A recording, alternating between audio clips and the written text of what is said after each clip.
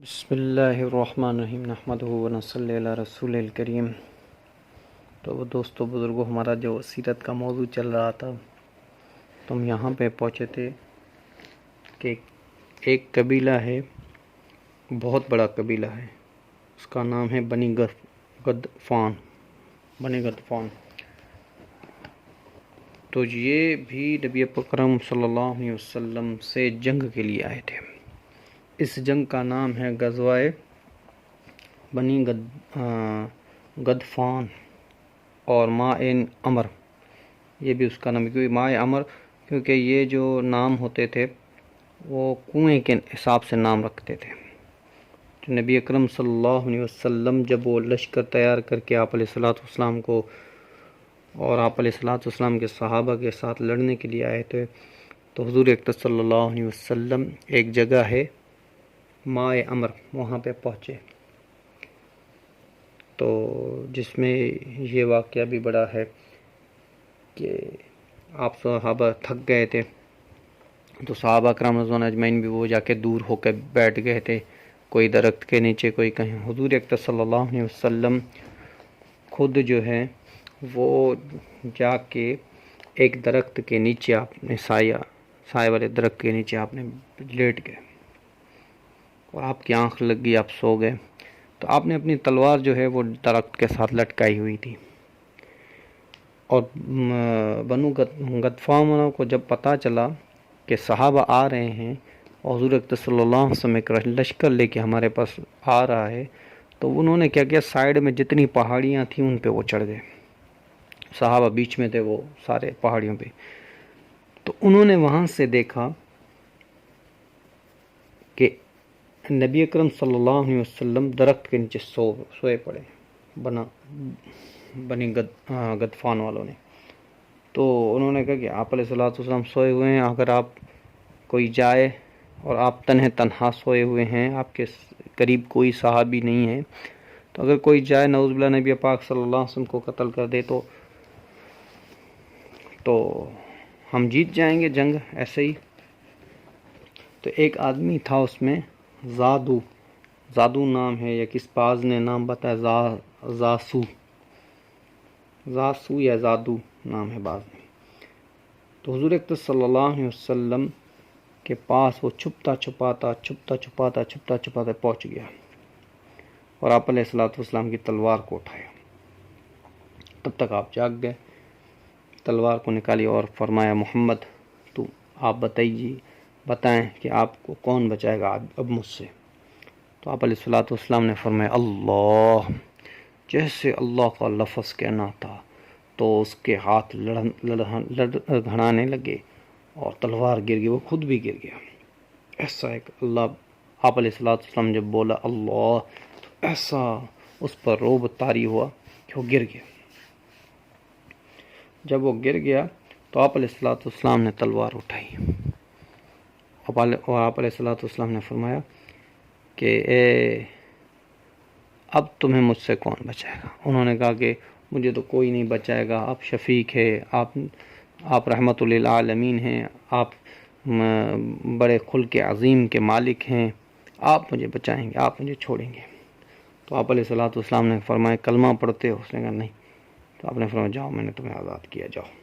تو پھر وہ بھاگ گیا اور سیدھا اپنی قوم کے پاس پہنچا، اور لوگوں نے پوچھا جب ان سے کہ کیا ماجرا ہو، اس نے کیوں تم نے تلوار ہاتھ سے گرا دی اور خود گر گیا؟ اس نے کہا کہ میں نے دیکھا کہ ایک بہت خوبصورت سا نوجوان میرے قریب آ گیا، اس نے مجھے دھکا دیا۔ تو جبرائیل علیہ الصلوۃ والسلام تھے، غالباً وہ انسانی شکل میں آ کے ان کو دھکا دیا۔ تو پھر انہوں نے کہا اب ان سے جنگ کون کرے گا؟ تو وہ سارے کے سارے لوگ بھاگ گئے، تو آپ علیہ الصلوۃ والسلام بغیر جنگ کے واپس آئے۔ اور اس کے بعد ایک بنی کنکا ایک یہودی تھے، بنی کنکا کے، ان کا ایک بہت بڑا قلعہ تھا وہاں پہ، تو ان کی تجارت وغیرہ سب اندر تھی، زراعت وغیرہ، اتنا بڑا قلعہ ان کے پاس تھا کہ ان کی تجارت وغیرہ سب اس کے اندر تھی۔ اور وہ کیا کرتے تھے کہ ہفتے میں ایک بار یا مہینے میں ایک بار وہ اپنا گیٹ کھول دیتے، لوگ آ کے ان سے سامان لیتے تھے، بنو کنکا سے سامان لیتے، باہر کے بھی لوگ آتے، یہودی تھے، باہر کے بھی لوگ آتے تھے۔ ایک عورت تھی جو سامان کچھ لے رہی تھی، مسلمان عورت تھی، وہ سامان کچھ لے رہی، پیچھے سے کسی یہودی آیا اور اس نے کیا کیا، اس کے دوپٹے کو ایسے زور سے کھینچا کہ وہ اوپر سے نیچے گری، اور وہ چلائی تو ایک دو مسلمان بھی کھڑے ہو گئے، مسلمان بھی ان کے کوئی رشتہ دار تھے یا کیا، وہ بھی کھڑے تھے، وہ قریب آئے، اس نے کہا کیا ہوا؟ میں مسلمان ہوں، اس یہودی نے مجھے ایسے گرایا، میرے دوپٹے سے ایسے کھینچ کے مجھے گرایا۔ تو اس کو بڑا غصہ آیا، تو اس نے کیا کیا، اس کو مارا، تو اس سے وہ مر گیا۔ مسلمان تھا، غیرت تھی اس کو اس نے مارا تو وہ مر گیا۔ تو سارے لوگ آ گئے اور اس مسلمان کو مار دیا۔ پھر فوراً نبی پاک صلی اللہ علیہ وسلم کو جب یہ بات پتہ چلی، آپ علیہ السلام فوراً آئے ان کے پاس، تو وہ عورت کو آپ علیہ السلام نے بچا لیا۔ تو آپ ان کے پاس آئے، مسلمان اور بھی آ گئے، یہودی بھی آ گئے۔ تو آپ نے فرمایا کہ اگر لڑائی جو شروع ہوئی کس نے شروع کی، اگر ہمارے مسلمان نے شروع کی تو ہم گنہگار ہیں، مسلمان گنہگار ہیں، اگر آپ کے یہودیوں نے شروع کی تو آپ کے یہودی گنہگار ہیں۔ تو پھر انہوں نے کہا ہم مشورہ کرتے ہیں، آپ کو بتاتے ہیں۔ جیسے اندر گئے، انہوں نے اپنا وہ گیٹ بند کر دیا اور اندر چھپ کے بیٹھ گئے۔ پھر اوپر سے آواز، انہوں نے کہا آپ کو پتہ ہے کہ ہمارے پاس اتنے لوگ جنگجو ہیں، 700 لوگ 800 لوگ ہمارے پاس جنگجو ہیں، اور ہم اوپر سے تیر بھی پھینک سکتے ہیں، آپ ہمارا محاسبہ نہ کریں۔ محاسبہ مطلب دشمنوں کا انتظار کہ تم باہر آؤ گے ہم تمہیں قتل کریں، ایسے انتظار نہ کرو، آپ چلے جاؤ۔ آپ علیہ السلام نے کہا نہیں، ہم محاسبہ کریں گے تمہارا۔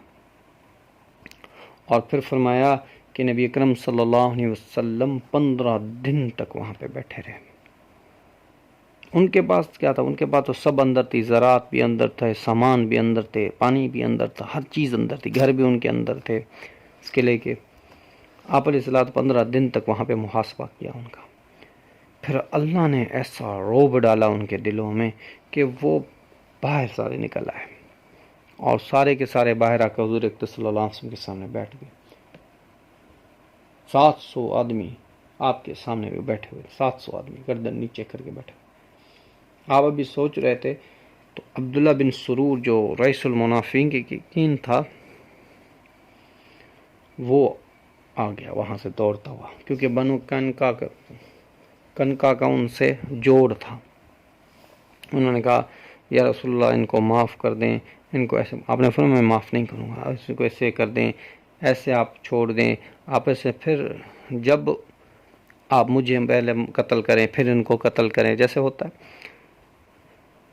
تو حضور اکرم صلی اللہ علیہ وسلم نے پھر آپ نے نرمی اختیار کی، آپ نے فرمایا چلو ٹھیک ہے جاؤ، میں نے معاف کیا۔ تو یہ جو لوگ تھے بنی کنکا والے، تو انہوں نے کیا کہ انہوں نے کہا بھئی اب رہنا مشکل ہے تو کیوں نہ خیبر چلا جائے۔ پھر یہ آہستہ آہستہ خیبر جاتے رہے اور زیادہ سے زیادہ لوگ خیبر چلے گئے آہستہ آہستہ۔ پھر خیبر کی لڑائی آئی آگے، انشاءاللہ آگے باب ہوگا تو میں بتاؤں گا انشاءاللہ۔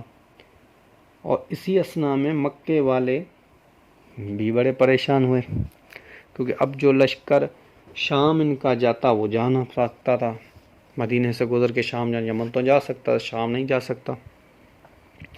انہوں نے کہا بھائی تجارت تو کرنی ہے، اب کیسے کریں؟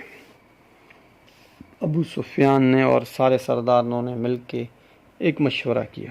انہوں نے کہا ایسے کرتے ہیں کہ ہم یہاں سے لشکر لے کے جاتے ہیں شام، ٹھیک ہے، شام پہنچاتے ہیں خفیہ طریقے سے، شام کے بعد پھر عراق کے بعد پھر یمن، ایسے ہم اپنا لشکر لے کے جاتے ہیں، اور اتنی خفیہ طریقے سے لے کے جاتے ہیں کہ کسی کو کانوں کان خبر نہ ہو۔ اور اس لشکر میں بتایا جاتا ہے کہ 1,00,000 درہم یا 1,00,000 دینار کی اس وقت کے اس میں تو صرف چاندی تھی اس لشکر میں. اور اللہ کی شان، ایک آدمی ہیں نعیم ابن مسعود، اور دوسرے آدمی ہیں جن کا نام ہے سلیم. یہ دونوں ساتھ میں بیٹھ کے شراب پی رہے تھے. تبھی تو شراب حرام نہیں ہوئی تھی، تو یہ دونوں بیٹھ کے آپس میں شراب پی رہے تھے. تو انہوں نے کہا، نعیم ابن مسعود نے کہا جب اس کو زیادہ شراب پی رہے ہیں، تمہیں پتہ ہے ہمارا ایک لشکر ہے ایسے ایسے جا رہا ہے. تو اس نے پھر اس کو زیادہ شراب پلائی اور اس کو کھلوانے کی کوشش کی سلیم نے. پھر اس کو جب خبر پوری پہنچی تو سلیم نے کیا مسلمانوں کو خبر پہنچائی، اور حضور اکرم صلی اللہ علیہ وسلم نے فرمایا کہ حکم فرما دیا کہ چلو اس قافلے کو پکڑیں.